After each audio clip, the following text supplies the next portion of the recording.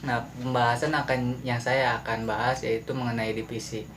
Divisi yang ada di Mapasika memiliki 3 kategorinya, 3 substansinya ataupun 3 golongan yang akan saya bahas. Salah satunya yaitu pendidikan pelatihan dan pengembangan divisi, gunung hutan divisi, lingkungan hidup divisi. Sebelum lebih jauh mengenai hal-hal tersebut, yang akan saya bahas yaitu apa sih kriteria yang ada di Mapasika mengenai pendidikan tadi, gunung tadi ataupun lingkungan hidup dari divisi-divisi tersebut. Nah, mengenai pendidikan pelatihan dan pengembangan divisi, nah sebagai divisi untuk merancang, membuat, mengevakuasi dan mengembangkan dalam bentuk pendidikan untuk setiap anggota demi tercapainya visi dan misi Mapasika. Nah, dari pendidikan, pelatihan, dan pengembangan divisi yaitu banyak tahap-tahapan setiap anggota yang ingin mengikuti organisasi tersebut. Seperti halnya pengalaman saya terlebih dahulu yaitu mengikuti pelatihan-pelatihan seperti jalan, mars, dan lain sebagainya, tentunya banyak juga. Nah, setelah itu pendidikan pelatihan dan pengembangan divisi. Nah, selanjutnya adalah gunung hutan divisi.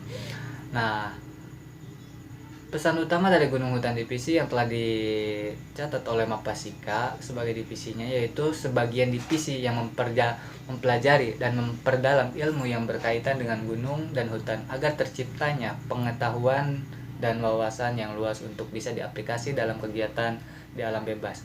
Artinya, dari segi aspek gunung hutan yaitu kita tentu sudah membayangkan pepohonan, alam liar. Nah, dari sini, dari organisasi Mapasika kita bisa belajar mengetahui apa-apa yang bisa digunakan dengan pengetahuan kita agar wawasan yang luas itu bisa mengaplikasikan dari apa yang kita lihat, dari apa yang kita miliki, dari apa kemampuan yang kita bisa gitu loh. Nah, selanjutnya lingkungan hidup divisi.